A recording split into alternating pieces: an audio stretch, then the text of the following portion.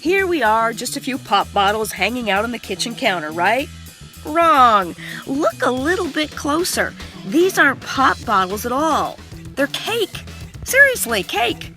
I wouldn't kid you. Here's how you do it. To make the Coke cake, get a box of chocolate cake mix, melting chocolate, cream cheese frosting, and of course, Coke.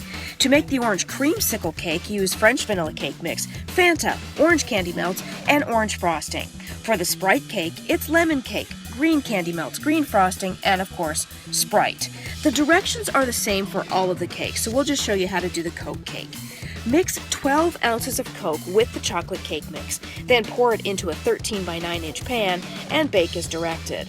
Once it's cooled completely, cut the cake into strips and freeze for at least an hour. Now, I know these look kind of horrible, but it's okay. I'm just going to jam them into the pop bottle pretty soon. Speaking of that pop bottle, let's remove the label carefully with an X-Acto knife. Then set it aside. Now cut a small square into the bottle in that small area where the label was. This is where the cake is going to go inside the bottle. See how that works? That's pretty cool. Then you're going to pour that melting chocolate into the bottle, swirling it around and covering as much of the bottle as you can. Make sure you get a lot of chocolate into the neck of the bottle. I'll tell you why in just a minute.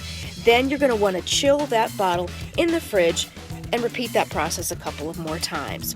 Now it's time to frost the inside of the bottle with about half of your frosting.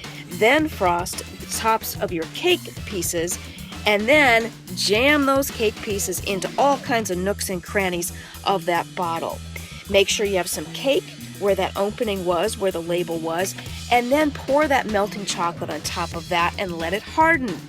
Now it's time to remove the plastic from the pop bottle. Now this is where it gets really, really tricky.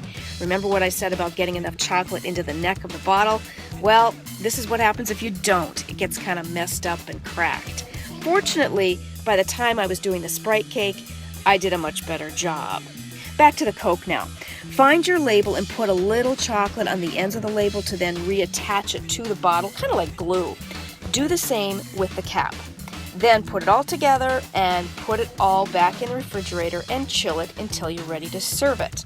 Then voila, here is your pop bottle cakes.